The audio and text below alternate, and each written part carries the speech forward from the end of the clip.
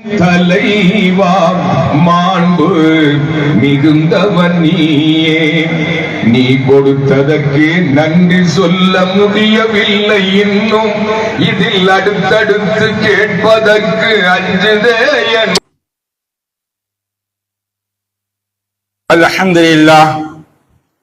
அல்ஹம்துலில்லாஹி நஹ்மதுஹு வ நஸ்தஈனுஹு வ நஸ்தக்ஃபிருஹு வ நு'மினு பிஹி வ நத்தவக்கலு அலைஹி ونعوذ بالله من شرور أنفسنا ومن سيئات أعمالنا من يهد الله فلا مضل له ومن يضلل فلا هادي له ونشهد أن لا إله إلا الله وحده لا شريك له ونشهد أن سيدنا مولانا محمدا عبده ورسوله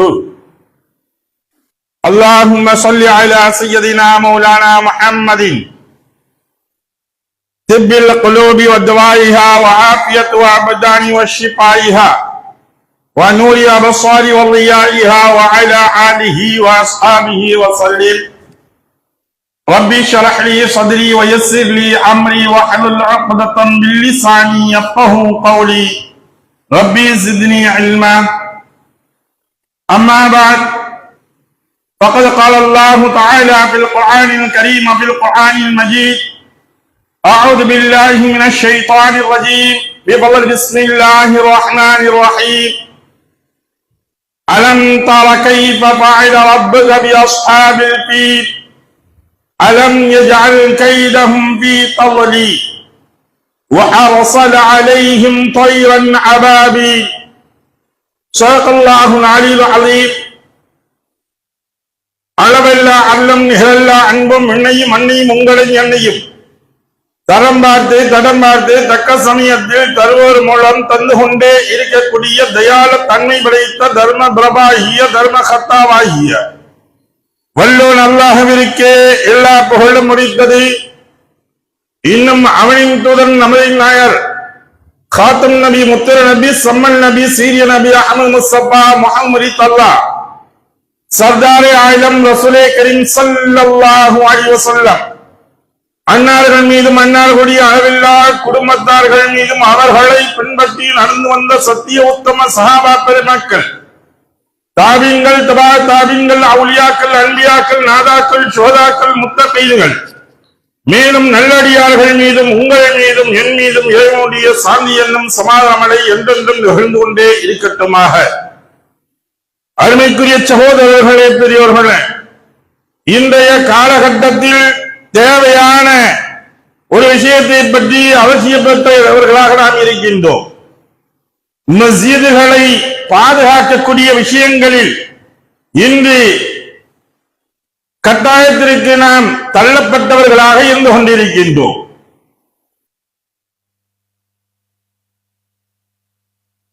ஏனென்று இந்த வார்த்தைகளை நாம் மொழிய கடமைப்பட்டிருக்கிறோம் என்றால், உலகம் முழுவதும் இன்று இஸ்லாம் இல்லாத நாடு என்பது இல்லை என்று சொல்லும் அளவிற்கு வந்துவிட்டது. உலகம் முழுவதிலும் நாம் பார்க்கக்கூடிய சமயங்களில்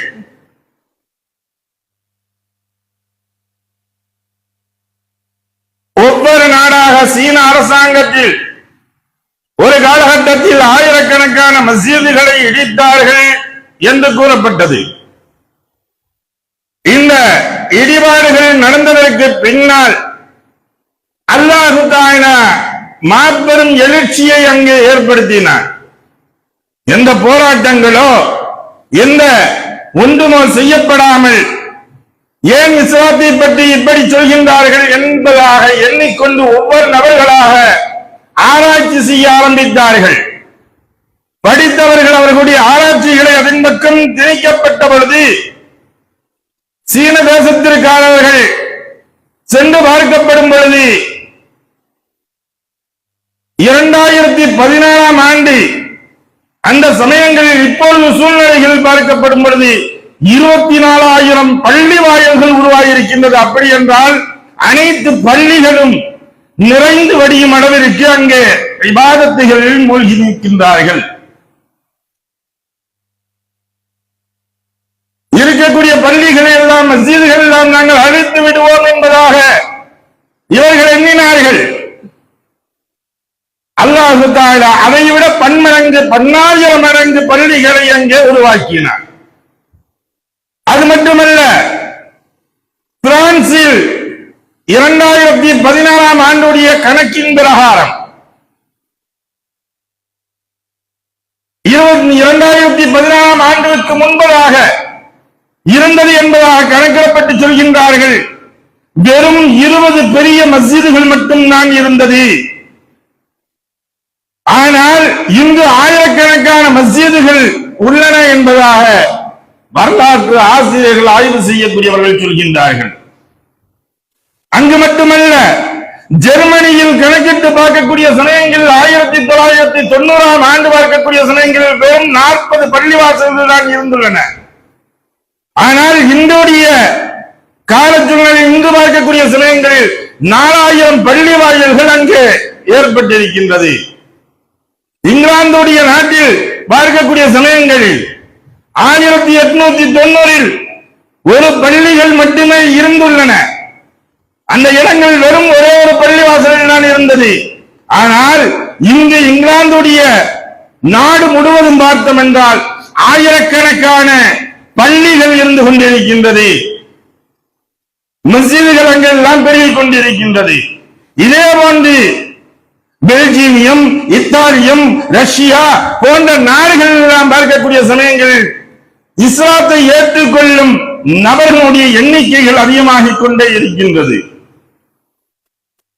சில நாட்டுடைய கலாச்சாரங்கள், உடை கலாச்சாரம், அவர்களுடைய பண்பாடு கலாச்சாரங்கள் என்பது வேறுபட்டதாக இருக்கும்.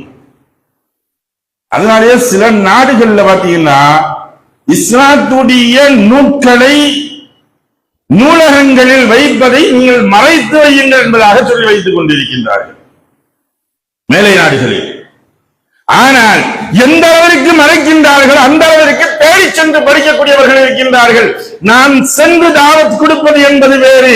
அல்லாஹு தஆலா அவருடைய கலாம் ஷரீஃபின் மூலமாக, அண்ணன் பெருமான் ரசூலை கரீம் ஸல்லல்லாஹு அலைஹி வஸல்லம் அவர்களுடைய வார்த்தைகள் மூலமாக, மற்ற ஏனைய நபர்களின் நல் உபதேசங்களின் மூலமாக அல்லாஹு தஆலா ஈர்ப்பு சக்தியின் மூலமாக கொண்டு வருகின்றான். எழுத்தாற்றல்களின் மூலமாக எழுதியதுடைய அந்த புத்தகத்தை படித்து ஆயிரக்கணக்கான நபர்கள் வந்து கொண்டிருக்கின்றார்கள் இஸ்லாத்தின் பக்கம் மீது.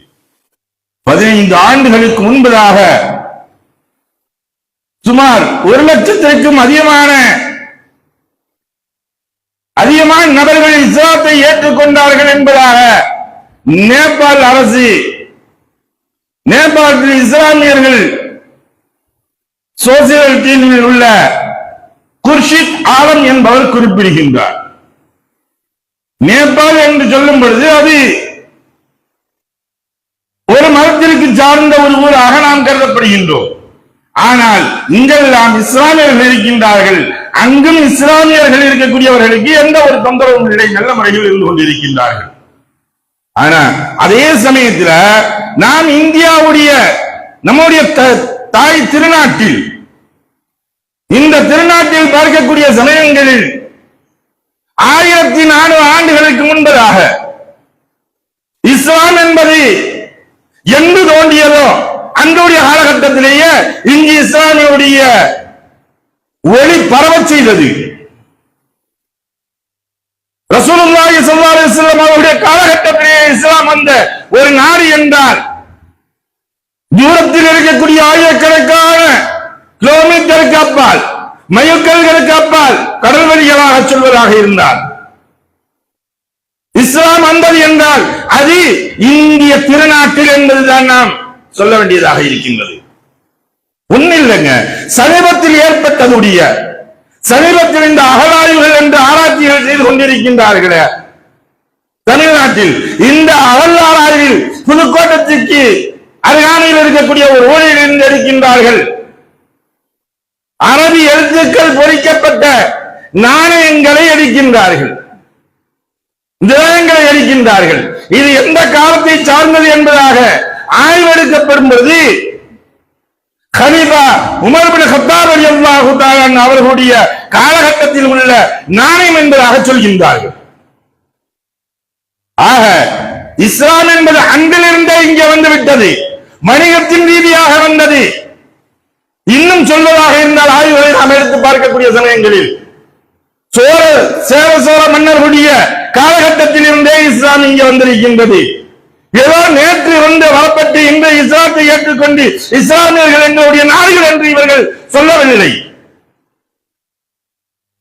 அன்றைய காலகட்டத்தில் இருந்து இன்னும் தஞ்சாவூரிலுடைய கல்வெட்டுகளில் சென்று பார்த்தால் நன்கொடை கொடுக்கப்பட்டவர்களுடைய பெயர்கள் எல்லாம் கல்வெட்டுகளில் பொறிக்கப்பட்டிருக்கின்றது. அதில் இஸ்லாமியருடைய ஒரு பெயர்களும் பொறிக்கப்பட்டிருக்கின்றது. சேர மன்னருடைய அதற்கு பின்னால் வரப்பட்ட மன்னர்களுடைய காலகட்டத்தில் பார்க்கக்கூடிய சமயங்களில்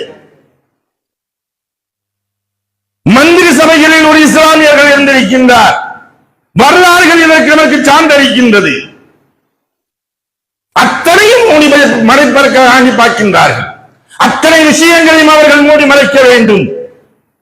ஏதோ எங்கிருந்தோ வந்தவர்கள் ஒன்றை காட்ட வேண்டும் என்பதாக இதில் செய்யக்கூடியவர்கள் யார் என்று தெரியுமா? இத்தனை நிமிஷங்களையும் செய்து கொண்டிருக்கக்கூடியவர்கள் ஒரே ஒரு அமைப்பினர்கள் தான். பாசிசம் என்று சொல்லக்கூடிய இவர்கள் இருக்கின்றார்களே, இவர்கள் எடுத்துக்கொண்டதுடைய ஒன்றி எல்லா இயக்கங்களுக்கும் ஒரு பைலா இருக்கும். ஒரு அமைப்புகள், ஒரு இயக்கங்கள், ஒரு 10 நபர்கள் சேர்கின்றார்கள் என்றால் அவர்களுடைய கொள்கைகள் என்ன, கோட்பாடுகள் என்ன என்பதை பற்றி ஒரு பைலா என்று சொல்வார்கள். அதற்கு பெயர்கள். ஒரு ஜமாத்தாக இருக்கும் பொழுது அந்த ஜமாத்தில் இருக்கக்கூடியது சில ரூல்ஸ் அண்ட் ரெகுலேஷன்கள் என்பதே இருக்கும் நம்மள்கிட்ட. இப்ப இதைத்தான் பைலா என்று சொல்வோம். ஒவ்வொரு இயக்கங்களுக்கும் ஒவ்வொன்றிற்கும் பைலாக்கள் என்பதாக இருந்து கொண்டிருக்கும்.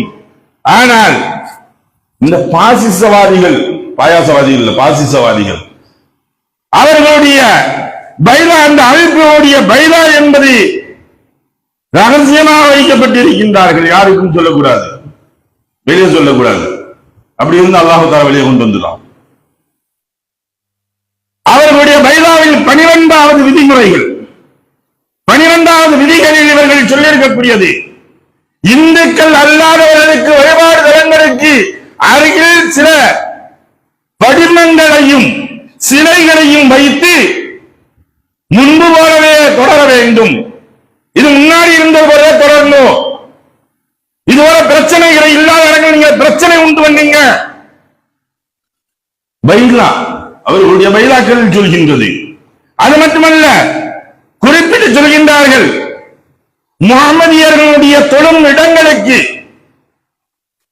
அதில் நினைவு தூண்கள் கொண்டு அல்லது ஒரு தூண்கள் இருக்குது. அந்த பழைய காலத்து தூண்களோ அவங்க ஹவுஸுக்கு மத்தியில வந்து முன்னாடி ஹவுஸ் வச்சிருப்பாங்க. ஹவுஸுக்கு மத்தியில இந்த தண்ணி வருவதற்காக வேண்டி ஒரு கூம் போன்ற ஒரு அடையாளங்கள் வைப்பார்கள். ஒவ்வொரு நபர்களும் ஒவ்வொரு இடங்களில் ஒவ்வொரு மாதமான கலை நுட்பத்தில் செய்து கொண்டிருந்தார்கள். இந்த காலகட்டத்தில் அதையெல்லாம் வச்சு நீங்க அதெல்லாம் பார்த்து என்ன செய்யுங்க, இதெல்லாம் எங்களுடைய பழமையான கோயில்களுடைய அடையாளங்கள், எங்களுடைய வழிபாட்டுடைய அடையாளங்கள் என்பதாக சொல்லுங்கள். நிரூபிப்பதற்கு நம்முடைய தலைமையகத்தை நீங்கள் தொடர்பு கொள்ளுங்கள். நீங்க வச்சுட்டு மாத்திரம் வந்து அதுக்கு பின்னாடி நாங்க பார்த்துக்கிறோம். அவங்களுடைய பயிலாவே அது ஒண்ணு இல்லைங்க. ரொம்ப தூரம்லாம் போவேனா, ரொம்ப தூரம்லாம் போவேனா, இங்கெல்லாம் போவேனா. நான் பார்த்தது, எங்களுக்கு விவரம் தெரிந்து நாங்கள் ஓடி விளையாண்ட இடங்கள், 2000 நாங்கள் சுற்றி திரிந்த இடங்கள், 2-3 ஆண்டுகள் கிளியனூர் ரஹ்மானியா மதரசாவில் ஓதப்பட்டவர்கள் எல்லாம் அந்த இடங்களில் கால் வைக்காதவர்கள் இருக்க மாட்டார்கள்.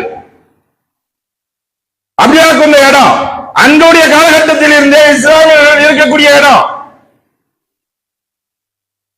அந்த இடத்துல கொண்டு போய் நைட்டா வந்து ஆள் இல்லாத சமயத்துல நைட்டா வந்து ஒரு விக்கிரகத்தை வைத்து விட்டு இது எங்களுக்கு சொந்தமானது, இங்க வேற எங்கேயும் சொல்லல, இங்கு அருகாமையில் இருக்கக்கூடிய கிளியனூரில் செய்தார்கள்.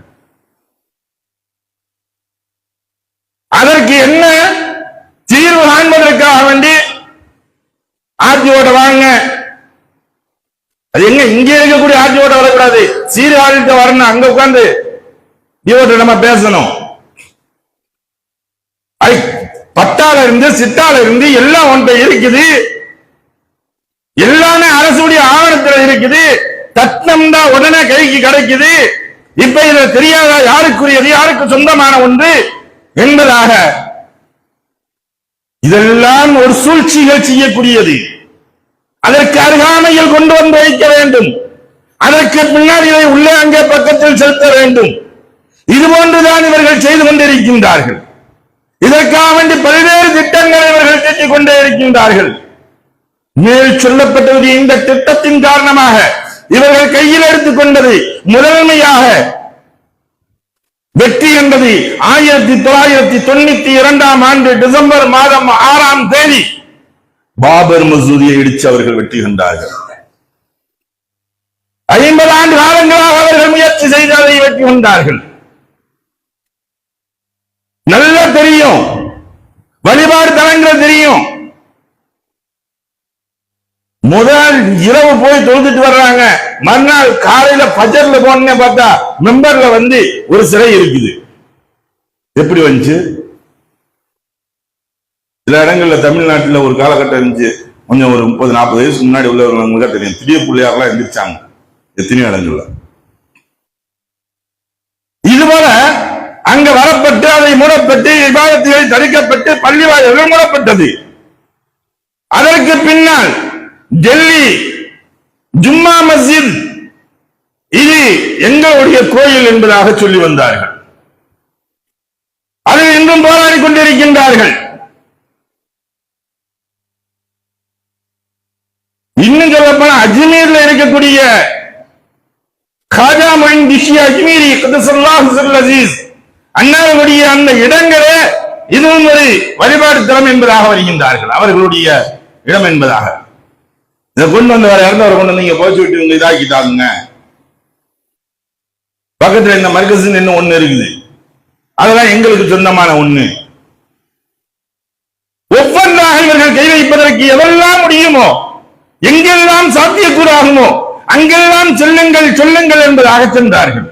இப்பொழுது சமீபத்தில் வகுப்பில் நடக்கக்கூடியது சம்பால் மாவட்டத்தில் சாண்டோஸ் என்று சொல்லக்கூடிய நகரில் உள்ள ஷாஹி ஜும்மா மஸ்ஜித் எனக்குரிய இந்த இடம் இருக்குது.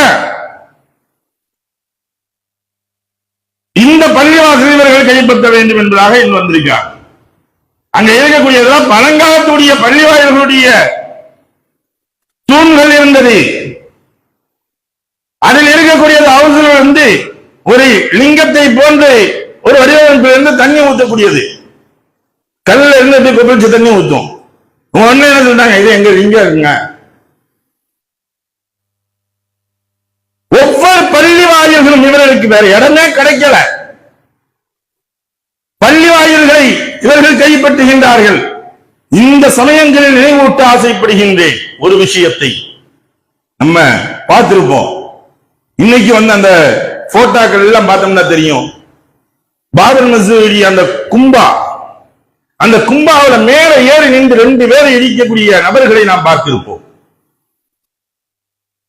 நல்ல இளந்தாரிகளாக இளைஞர்களாக இருக்கக்கூடிய அந்த நபர்கள் தங்களுடைய நெத்திகளில் காவி துணிகளை கட்டிக்கொண்டு இடிக்கக்கூடியது வீடியோக்கள் அந்த சமயங்களில் பார்க்கக்கூடிய சமயத்தில் ஆக்ரோஷமான முறைகளில் சொல்லி எடுத்துக் கொண்டிருந்தார்கள்.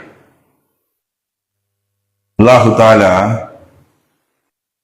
முகல்லிபல் குலூப், உள்ளத்தை மாற்றும் சக்தி உடையவன் அல்லாஹ்.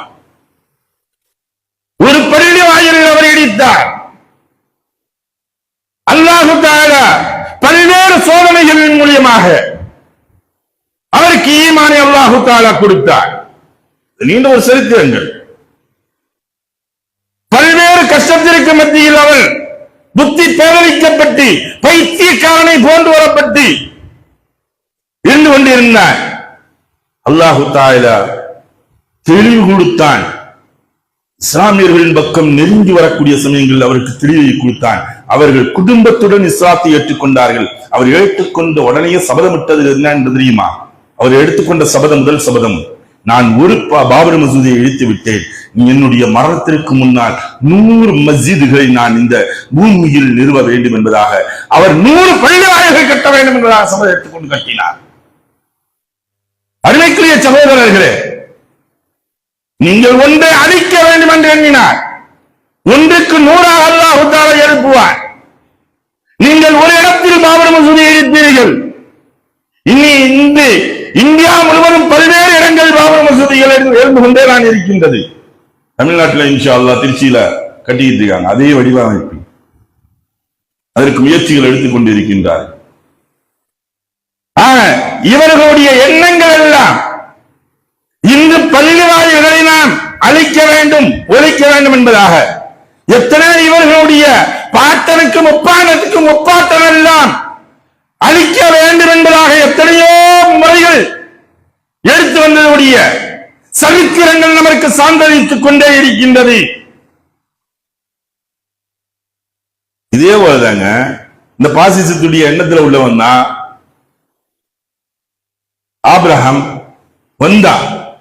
எதை இடிக்கிறதுக்கு? அவனுடைய நாட்டில் இருந்த காபாவை போன்று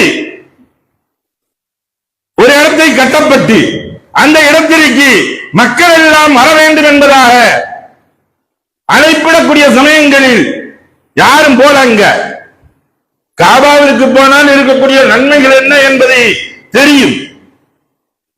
ஆனா இவன் என்ன செஞ்சான்? இப்படி செய்யற காபாவை நான் இடிச்சு தரைமட்டமாக்க போறேன். இருக்கிறதையே பெரும் பட்டாளமாக இருக்கக்கூடிய யானை பட்டாளத்தை அழைத்துக் கொண்டு வந்தான், சபலவிட்டுக் கொண்டு வந்தான். காபாவை நான் ஒன்றுமில்லாமல் ஆக்கப் போகின்றேன் என்பதாக அங்கே யானையின் மீது ஏறுகின்றான். மக்கா நகரத்துடைய எல்லை வரை வந்துவிட்டது.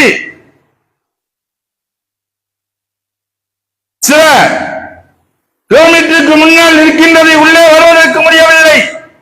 யானையை அடிக்கின்றான், விரட்டுகின்றான், யானை போக மறுக்கின்றது, போகவில்லை. செல்வதற்கு மறுத்த பொழுது இப்போது யானையை இன்னாச்சுன்னு தெரியல, அடுத்த பக்கம் திரும்பி பார்க்கும். ரைட்ல திருப்பினா போது, லெப்ட்ல திருப்பினா போது, ஸ்ட்ரெயிட்ல போக மாட்டேங்குது. என்ன எங்க திருப்பினாலும் பாக்கி எந்த பக்கம் காபாவை தவிர பாக்கி எந்த திசையில் திருப்பினாலும் வேகமாக செல்கின்றது. காபாவின் பக்கம் திருப்பினால் செல்வதற்கு மறுக்கின்றது, அடிக்கின்றான் அடிக்கின்றான், மிகவும் தும்சம் செய்கின்றான். போறதுக்கு மறுக்குது, போலைய ஒரு எட்டு கூட. இதை வேதனை செய்யும் பொழுது அல்லாஹ் துங்கி எழுந்தான். கடல்களில் இருந்து ஒரு சிட்டுக்குருவியை போன்ற அதை விட சிறிதாக இருக்கக்கூடிய ஒரு பறவை, அந்த பறவையுடைய 2 கால்களிலும் 2 கற்கள், அதனுடைய வாய்களில் ஒரு சிண்டுகளில் ஒரு கல். எவ்வளவு பெருசுக்கு தூக்க முடியும்? சிட்டுக்குருவிண்டே வச்சுக்கிடுவோம். இது போல இருக்கக்கூடியது எவ்வளவு பெரிய கல்லை தூக்கிட்டு போயிட முடியும்? சின்ன கல்லை தூக்கிட்டு போகுது. கொண்டு போய் அந்த மனிதர்களுடைய மேல்களில் போடக்கூடிய சமயங்களில் அவர்கள் எல்லாம் தீப்பிடித்தது போன்று தொலையிடப்பட்டு ஒவ்வொரு உறுப்புகளாக கலந்து கலந்து விழுகின்றது. கை தனியா கலந்து விழுது, கால் தனியா கலந்து விழுது, ஒவ்வொரு உறுப்பா அப்படி கலந்து கலந்து விழுது.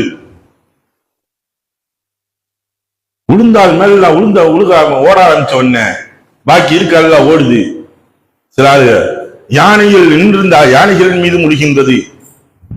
போடப்பட்ட பொழுது யானைகளுக்கும் அதே போன்று உறுப்புகள் எல்லாம் பீத்துக் கொண்டு செல்கின்றது. உடனடியாக பார்த்தாங்க ஆபிரகாம். தான் தப்பிக்கென்று பார்க்கும் பொழுது தண்ணியும் விட்டு வைக்கவில்லை, அது அவனுடைய மேலும் போடப்பட்டது. ஆனால் அல்லாஹு தஆலா செஞ்சது என்னன்னு தெரியுமா?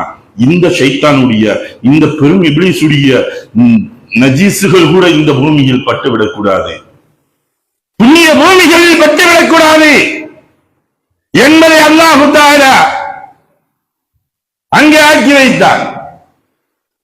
கொண்டு போன 10 தெரிச்ச உடனே இவனுடைய மெய்காப்பாளர்கள் எல்லாம் மரப்பட்டு அவனை அழைத்துக் கொண்டு சென்றார்கள். அவனுடைய நாட்டிற்கு பக்கத்தில் சென்ற பொழுது அனைத்தும் அழுகி விழுந்தது. அருமைக்குரிய சகோதரர்களே, அல்லாஹ் தஆலா தெளிவாக இது இங்கல்ல கியாமத் வரை வரக்கூடிய மக்கள் இதை ஓதிக்கொண்டே இருப்பார்கள், இதை சொல்லிக் கொண்டே இருப்பார்கள். அலம் தர கைஃப, நீங்கள் பார்க்கவில்லையா? கைஃப எவ்வாறு நடந்தது என்று, பல செயல்கள் எவ்வாறு நடக்கப்பட்டது. ரப்புக்கு, உங்களுடைய ரப்பு அஸ்ஹாபில் ஃபீல், யானை கூட்டத்தார்களை எவ்வாறு செய்தான், உங்களுடைய ரப்பு எவ்வாறு செய்தான் என்பதை நீங்கள் பார்க்கவில்லையா? அலம் யஜ்அல், அவர்கள் எப்படி ஆக்கி வைத்தான்? கைதஹும் ஃபீ தம்லீல் வஅர்ஸல அலைஹிம் தைரன் அபாபீல், அவர்களுடைய தலைகள் மீது அபாபீல் எனக்கூடிய அந்த பறவைகள் படப்பட்ட கல்களை அல்லாஹ் தஆலா சொல்லியிருக்கார். அருமைக்குரிய சகோதரர்களே, நாம் அகிம்சையுடைய வழிகளில் செய்ய வேண்டிய விஷயங்கள், போராட்டங்கள் நடத்துகின்றோம். இன்னைக்கு எதுக்குமே வேலை இல்லைங்க. நீதிமன்றம்ங்கிறது அதை பத்தி பேசக்கூடாதுன்னு சொல்றாங்க. ஆனா இன்னைக்கு அவங்களே பேசுற லெவல்ல ஆக்கி விட்டாங்க. இன்னைக்கு இந்த 2-3 நாளைக்கு முன்னாடி ஒரு செய்திகளை பார்க்கக்கூடிய சமயத்தா எனக்கு ஒரு சந்தோஷமா இருந்துச்சு. பரவாயில்ல, அவங்களுக்கு நமக்கு வந்தா தக்காளி சட்னி, அவங்களுக்கு வந்தா ரத்தங்கிற கதையாயிருச்சு. ஏன்னா அன்னைக்கு இதே பாபர் மசூதிய விஷயத்துல சொல்லப்பட்ட பொழுது, தீர்ப்புகள் கொடுக்கப்பட்ட பொழுது, ஆரம்பத்திலிருந்து அந்த தீர்ப்பை இன்னைக்கே எடுத்து படிச்சு பார்த்தோம்னா ஒரு சின்ன குழந்தை கூட சிரிக்க ஆரம்பிச்சோம். இந்த இது புராதன காலத்தில் இருந்தது, இங்கு எந்த ஒரு இதுகளும் இருந்ததற்குரிய அடையாளங்கள் இல்லை, அடியில் அஸ்வார்த்த எந்த ஒண்ணும் இல்ல, எதுவுமே இல்ல, இது செஞ்சதெல்லாம் அநீதி, இடிக்கப்பட்டவர்கள் எல்லாம் குற்றவாளிகள். ஆனா அவர்களுக்கு என்ன தண்டனை சொல்ல, யார் குற்றவாளிகள் எல்லாத்தையும் சொல்லிக்கிட்டே வந்தாங்க. படிச்சுக்கிட்டே வந்தார் எல்லாம் கேட்டுக்கிட்டே இருந்தாங்க. ஆஹா, இன்னைக்கு உண்மையான நீதி எழுத போறாங்கப்பா. உண்மையில் இவர்கள் ஏற்றப்பட்ட மெய்களிலேயே இன்றுதான் எழுதக்கூடிய இந்த தீர்ப்புகள் தான் மிகவும் உயர்ந்த கண்ணியமான ஒரு தீர்ப்பாக இருக்கப் போகின்றது. நீதத்தை நிலைநாட்டிய நீதவான்கள் என்று சொல்லும் அளவிற்காக போகின்றார்கள் என்பதாக எண்ணிக்கொண்டு இருந்த பொழுதுதான் கடைசி எழுதினார்கள். இதெல்லாம் இருந்தாலும் கூட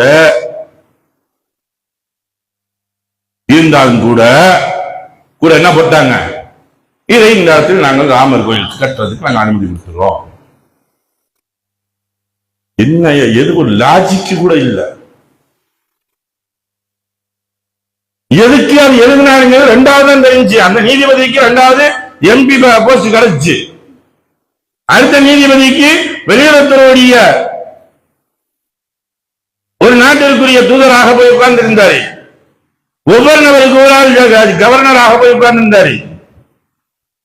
இவர்கள் எல்லாம் செய்யப்பட்டவருடைய பிரதிபலனை எதிர்பார்த்து செய்திருக்கின்றார்கள். அருமைக்குரிய சகோதரர்களே, அன்று நாமெல்லாம் குறித்துக் கொண்டிருந்தோம். இது போன்ற ஒரு அநீதமான தீர்ப்புகளை, சட்டத்திற்கு முரண்பான தீர்ப்புகளை, ஜனநாயகத்திற்கு புறம்பான தீர்ப்புகளை எழுதிவிட்டார்களே என்பதாக சொல்லப்பட்ட பொழுது, சிலர்கள் அன்று இருக்கக்கூடிய அரசியல் கட்சிக்காரர்கள் எல்லாம் சொன்ன வார்த்தைகள், நீதமான தீர்ப்பு, கரெக்டான இது, பிரச்சனை இல்லாம ஆக்கிட்டாங்க. இன்னைக்கு அதே இது அவங்களுக்கு வைக்கிறாங்க. என்னங்க, நேற்று வழியாருன்னு இன்னைக்கு நீங்க வந்தீங்களா அப்படின்னு கேட்டீங்க. அது எப்படி ஜனநாயகத்தை பேசுகிறாங்க, சட்டத்துக்கு புறம்பான முறையில் சொல்றாங்க. அருமைக்குரிய சகோதரர்களே, நான் கேட்டேன். நமக்கு வரும்பொழுது அவங்க தக்காளி சட்னி நினைச்சிட்டாங்க, அவங்களுக்கு வரும்பொழுதுதான் என்னன்னு தெரியுது. நீதி என்பது எழுதப்படவில்லை, வாசிக்கப்படுகின்றது என்பது அன்றுதான் தெரிந்தது. இன்று வரை அதுதான் நடந்து கொண்டே இருக்கின்றது. இஸ்லாமியர்கள் எத்தனை காலகாலமாக நடந்து கொண்டிருக்கின்றார்கள், நடந்து கொண்டிருக்கின்றது என்பதாக சொல்லப்பட்ட இடங்களில் பாதுகாப்பு கொடுக்க சென்றதுடைய காவல்துறைகள் அங்கே நீங்கள் இந்த இஸ்லாமியர்கள் கலவரத்தை ஏற்படுத்தினார்கள் என்று ஷூட்டிங் செய்திருக்காங்க, ஷஹீதானார்கள், நம்முடைய சகோதரர்கள் சுட்டுக் கொண்டார்கள். எழுத்து பேசப்பட்டவர்களுடைய வீடுகளை புல்டோசர் மூலியமாக இழுத்து தள்ளினார்கள். எங்க அந்த சமயம் எங்க போச்சு? பொதுநல வழக்கு என்று எடுக்க இருக்கக்கூடிய ஒரு நடைமுறைகள் இருக்கின்றது. அங்கே இருக்கக்கூடிய நீதியரசர்களுக்கு கண் தெரியவில்லையா, காது கேட்கவில்லையா, என்ன செய்யவில்லை? அருமைக்குரிய சகோதரர்களே, இன்று ஒவ்வொரு விஷயங்களும் நடக்கக்கூடியது. அதே போன்று இப்பொழுது நம்முடைய பள்ளியுடைய சொத்துக்களை எப்படி கபட நாடகங்கள் பண்ணி எடுக்க வேண்டும் என்பதற்காக வேண்டி பல்வேறு திட்டங்களை தீட்டிக் கொண்டிருக்கின்றார்கள். இதற்கும் எத்தனையோ நபர்கள் இந்த ஆதரவு கொடுத்துக் கொண்டிருக்கின்றார்கள். இஸ்லாமிய வாக்குகளை வாங்கிக் கொண்டவர்கள் கூட இந்த அவர்களுக்கு ஆதரவுகள் கொடுத்துக் கொண்டிருக்கின்றார்கள். அமைச்சரவையில் இயக்கப்பட்டிருக்கின்றது, அதற்கு அங்கீகாரங்கள் கொடுக்கப்பட்டிருக்கிறது என்றால் இவர்கள் கூட்டணியில் இருக்கக்கூடியவர்கள் இஸ்லாமுடைய வாக்குகளை பெற்றவர்கள் தானே அங்கே அமைச்சர்களாக இருக்கின்றார்கள். அவர்கள் எதிர்ப்புகள் தெரிவித்திருந்தால் ஒப்புதல் என்பது எங்கு அழைத்திருக்கும்? இருக்கக்கூடிய என்ன ஜனநாயகம் ரீதி என்பது இருக்கின்றதோ, மதச்சார்பின்மை எனக்கூடிய ஒன்று இந்திய நாடை பார்த்து அத்தனை நாடுகளும் எப்படி ஜனநாயகத்துடன் வாழ வேண்டும் என்பதற்கு கற்றுக் கொடுத்தது இந்திய நாடு. இந்த இந்திய நாடை பார்த்து ஒவ்வொரு நாடுகளும் சிரிக்கும் அளவிற்கு மாறிக்கொண்டிருக்கின்றது. ஆனா இன்னைக்கு இருக்கக்கூடியது நம்ம சவுதி அரேபியாவில் துபாயில போய் அவர் நின்று ஜனநாயகத்தை இங்க நிலைநாட்டுறாங்க. இங்க பள்ளியை இடிக்க சொல்றாரு, மஸ்ஜிதை இடிக்க சொல்றாரு, அங்க வந்து கோயிலை திறக்க சொல்றாரு. இஸ்லாமிய நாடுதான் செய்தது. நாம் அங்கு இருக்கக்கூடியவர்களுக்கும் வழிபாடு செய்வதற்காக வேண்டி அவர்கள் அந்த அரசாங்கம் செய்திருக்கின்றது என்பதன் காரணத்தினால் நாம் அதை குறை சொல்வதற்கு இல்லை. யாருடைய வழிபாடுகளையும் வற்புறுத்தி அவர்களை அடக்கி ஒடுக்குவதற்கு இஸ்லாத்தில் இடமில்லை. அவர்களுடைய உரிமைகள் அல்லாஹ் சொல்லும்போது சொல்லி காட்டுகின்றானே, லக்கும் தீனுக்கும் வலிய தீன், உங்களுடைய மார்க்கம் உங்களுக்கு, அவர்களுடைய மார்க்கம் அவர்களுக்கு. அதனால நீங்க இப்படி வாங்கன்னு சொன்னீங்க, வலுக்கட்டாம அவர்களுடைய எல்லாத்தையும் நீங்க தடை செய்ய அவசியம் இல்லை. ஓரமா நீங்க ஒதுக்கிட்டு உங்களுடைய எது நீங்க செஞ்சீங்க, ஆனா இதோடைய எது இருந்தது எடுத்து சொல்லலாம். விசாரத்தை பற்றி எடுத்து சொல்வது தவறல்ல, அதனுடைய விளக்கங்களை கொடுப்பது தவறல்ல, இந்த தாவத்துகள் எடுத்து சொல்வது தவறல்ல, அவர்களை முடக்குவது என்பது தவறு. இன்று இந்திய நாடுகளில் என்ன நடந்து கொண்டிருக்கின்றது? அங்கே சென்ற உடனே அவர் ஷேக் போல அவர் மாறிடுறாரு. அருமைக்குரிய சகோதரர்களே, இதற்கெல்லாம் ரசூலுல்லாஹி ஸல்லல்லாஹு அலைஹி வஸல்லம் அவர்கள் சொன்னார்கள். அபூ உமாமா ரலியல்லாஹு தஆலா அவர்கள் அறிவிக்கக்கூடிய ஒரு ஹதீஸ், ரசூலுல்லாஹி சொன்னாங்க, தஜ்ஜாலுடைய வருகைகளை பற்றி சொல்லும் பொழுது அதற்கு சில அடையாளங்களை சொன்னார்கள்.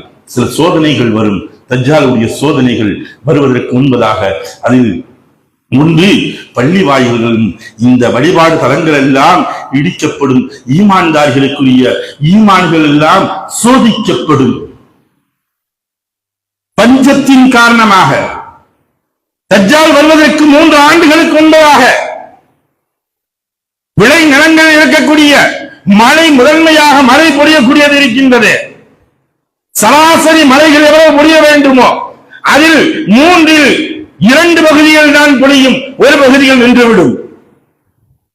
அதே போன்று பூமியுடைய விளைச்சல்கள் கொடுக்கக்கூடியது 3இல் 2 பங்கு தான் கொடுக்கும், ஒரு பங்கு நின்றுவிடும். 2ஆம் ஆண்டு எஞ்சியுள்ள 2% நின்றுவிடும், 1% தான் கிடைக்கும். மழையும் சரி விளைச்சலும் சரி. 3ஆம் ஆண்டு என்ன ஆகும்? ஒட்டுமொத்தமாக மழையும் இருக்காது, விளைச்சலும் இருக்காது. மனிதர்கள் தண்ணீருக்கும் உணவிற்கும் இவர்கள் பட்டினியால் மாறும் அளவிற்கு சென்று கொண்டே இருப்பார்கள். இவர்களுடைய ஈமானுடைய சோதனைகள் ஏற்பட்டுக் கொண்டே இருக்கும். இவர்கள் எப்படி இருந்து கொண்டிருப்பார்கள் என்பதாக.